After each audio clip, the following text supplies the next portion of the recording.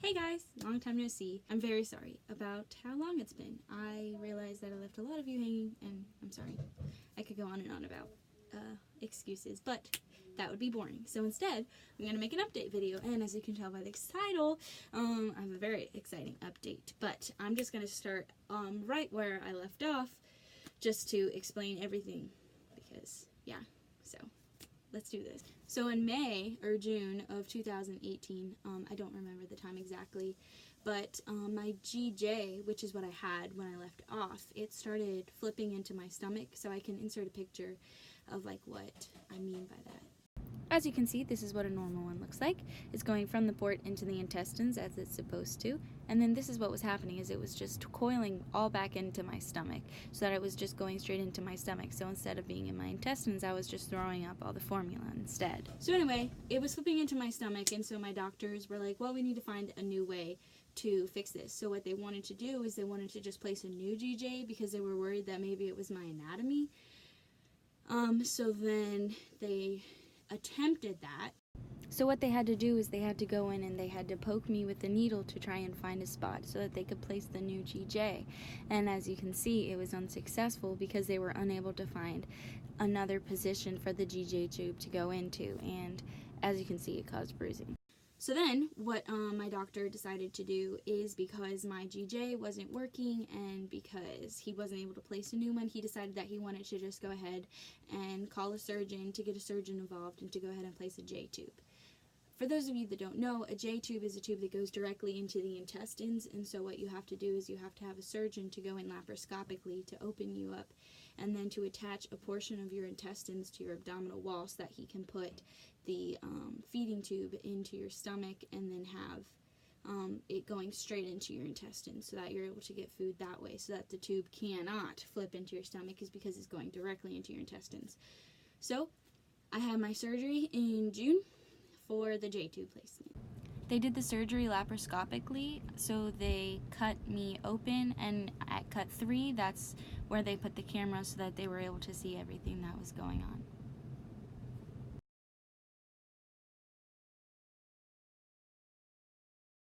They stitched me from the inside and just glued the outside so it wouldn't bleed, and that's why it's purple.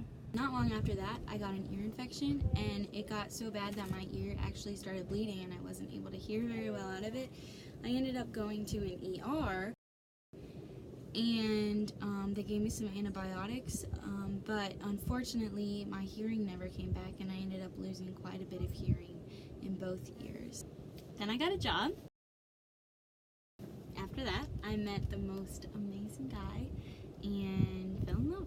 I am not trying to be dorky or corny or anything like that. He's just a big part of my life. Then I went to a couple different ENTs and ended up being denied hearing aids because they said that I was still functioning correctly. So let me explain what I mean. So in the hearing cycle, or however it is that you hear, which honestly I do not understand 100%, so I'm not a professional, but basically when the sound tunnels into your ear, you have contractions inside your ear canal, and that's what sends the signals to your brain, and that's how you hear. Well, anyway, I was still contracting perfectly, and so they were confused because normally in hearing damage, that's what's damaged, and you don't contract the same way. This is how they explained it to me. So I was still working perfectly from the machine standpoint, so they were confused as to why I wasn't able to hear, so they said that they were hesitant to give me hearing aids because if the noise is projected and is louder, then it could end up damaging my ear, and so they were very hesitant to give me the hearing aids because they didn't want to damage it. But that was very frustrating for me to hear because I wasn't hearing right. I couldn't hear correctly, where sure, my contractions were working fine, however, I couldn't hear fine. People were talking to me and I couldn't hear what they were saying. Their lips were moving but no words were coming out. I had hearing test after hearing test, and all the hearing tests were showing the same results, that I wasn't hearing anything. Well, I was hearing some. I just wasn't hearing very well at all. Like, normal people are way up here, but my hearing was down here. And like, all of them were very, like, they were constant, like, the results. Like, there was no fluctuation in the results. It was all very, I wasn't hearing right.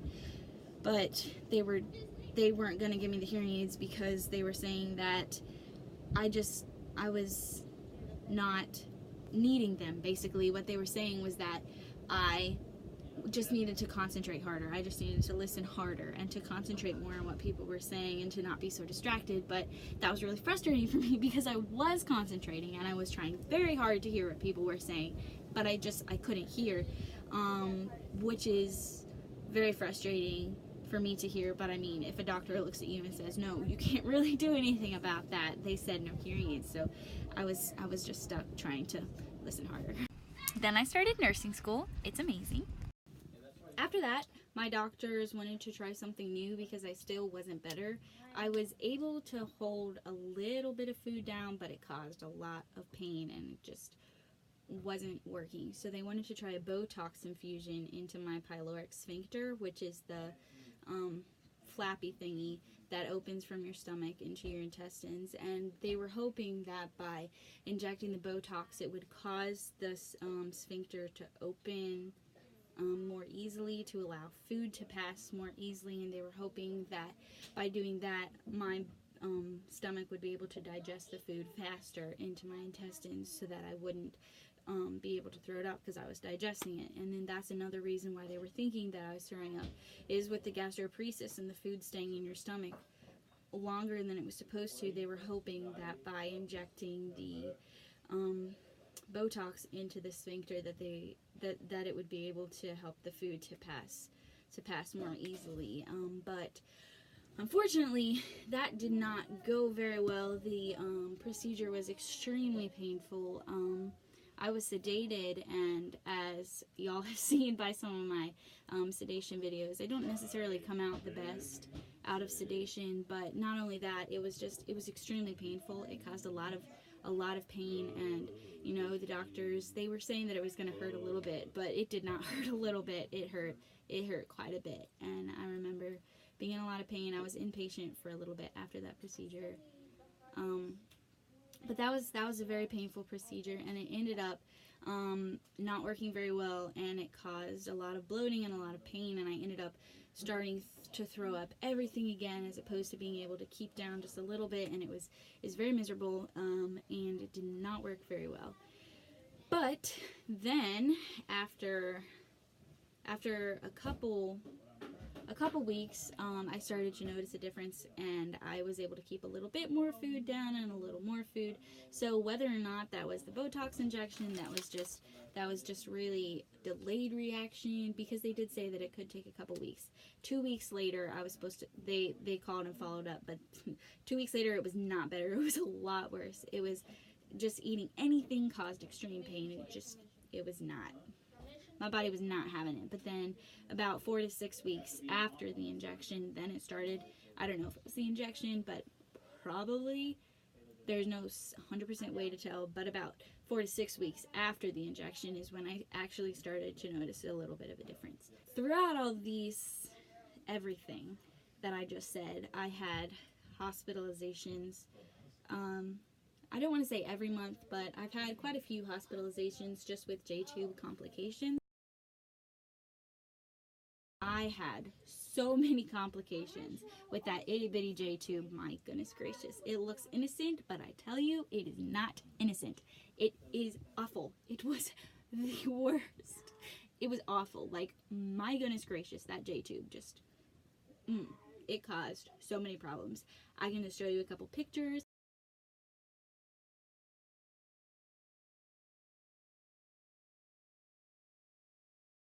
There was so much leakage, there was breakdown, it caused so much pain. I couldn't lift anything over 10 pounds without having pain, no matter how long it was after, like from the time it got put in to the time it got taken out. Hallelujah, I am so thankful it got taken out. I'll get to that in a minute. But it just caused so much pain from day one to last day. Like, so much pain. So much leakage, so much skin breakdown, so much blood. It was, oh my gosh, y'all, it was so awful. I couldn't lift, I couldn't bend over, I couldn't lay on it, I couldn't hug people from that side because it hurt that bad if you touched it. I'm not being dramatic, like, I am being dramatic, but it hurt quite a bit, it hurt a lot. Sorry, I'm just checking my list because I don't want to forget anything.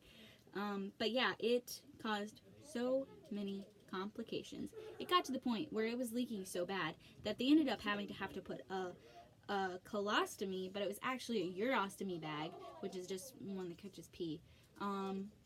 But they ended up hooking it onto my stomach over my tube. It was quite some nifty contraption. But they ended up having to put a bag on to catch all this leakage because they couldn't stop the leakage. I was hospitalized multiple times for trying to figure out this leakage. They tried so many different things. They tried giving me antibiotics to try and kill off some of the bacteria that was in my intestines, thinking that the bacteria was causing the leakage, but they literally tried everything. It was so frustrating for all of us, especially my doctors, who this is like, it's leakage is a part of J-tubes, but this amount of leakage was just not normal. The doctors were confused. It was mixing between just intestinal leakage and feeding tube formula leakage. Like, I was just leaking everything out of my intestines, and they changed the tube many times. My tube had been changed so many times, but it was miserable. This silly little tube was absolutely I could go on and on about this J-tube. Like, J-tubes are wonderful things, and so many people have amazing experiences with J-tubes, but my experience with my J-tube was just not very good. After that, I went to my ENT again just to have my, every 6-month hearing test, because they just wanted to track my hearing loss to see if it was progressive or if it was just like happened and then it's just staying there. But I had lost a little bit more hearing. But anyway, they sent me to a new ENT, and that ENT actually did give me hearing aids, and it was the most amazing day ever because they gave me those hearing aids. They put the hearing aids in my... Well, I had to go twice because I went once. They measured my ears and, well, all that fun stuff. And then they came in the mail, and then I went back. And they put those hearing aids in my ear, and I was sitting there, and they put it in, and my mom was with me, and I was sitting at the table, and they turned the hearing aids on, and I remember just hearing so much noise. Like, it was quiet, it was super quiet, and then all of a sudden there was noise, and I could hear the fan, and I could hear my mom breathing beside me. And I remember I just looked over at my mom, and I was like, Mom, I can hear you breathing. And then we walk out, and I can hear the footsteps, and like, there are so many things that I forgot made noise. Like the grass, walking on the grass makes noise, and ripping toilet paper makes noise. Like, breathing, you can hear actual people breathing in front of you. Like, what? My doctor thinks that I had slight hearing loss as a kid, and that I maybe just didn't hear perfectly, but then the ear infection made it worse. But like, seriously, y'all, there are just things that I just never even thought, like, would make noise. Like, the leaves on trees make noise, and it's just, it's ridiculously crazy how much makes noise. And it was amazing. It was the most amazing thing in the whole wide world to have those hearing aids in for the first time, and to turn them on and to just hear so much. Like, the world makes so much noise. Like, geez Louise, people. It's crazy. And then I remember taking them out that night, and it was like turning the world off. That's what I call them when I take my hearing aids out at night. I say that I'm turning the world off, because it's like all the noise just stops. Not all the noise, but most of the noise. And it's so nice to just take them out and be like, it's a break. I don't know, just, that was just, rabbit trail. So after that, I had for a while been able to keep food down, and it still caused pain, and my J-tube was causing so many problems that I just went to my doctor and I was like, hey, do you think it would be okay if we took my J-tube out? Because I'm able to keep food down. It's not necessarily comfortable, but I'm able to stay off my feeds for a little bit and not lose weight, and I'm maintaining weight. I'm able to keep food down. I would like my tube out if that's okay. And my GI doctor was like, yeah, that's totally fine with me. So he was like, you just got to clear it with your surgeon real fast, because there was the one that placed it. So I went to my surgeon's office. I had an appointment with my surgeon, and then he was like, okay. And he took it out that day, and it was absolutely incredible. Actually, it didn't feel amazing.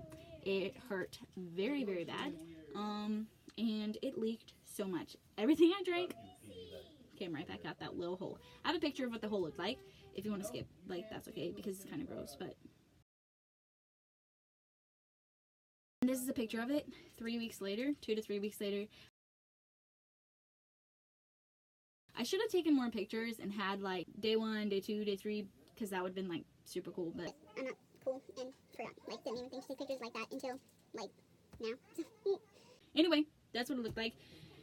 And, like, now it's just, well, see, just like this little itty bitty hole. Well, that's my other tube. I had to keep my G tube. I'll get to that in a second. Anyway, now it's just, kind of looks like I got shot a little bit, but I know it's cool. It's so nice to have it out, and I can, like, move again and twist, because I couldn't twist before, and I can put my hand above my head without it causing me pain. I can lift things again. I can, oh my goodness, y'all, it is, I did not realize how limited I was. Like, I can bend over.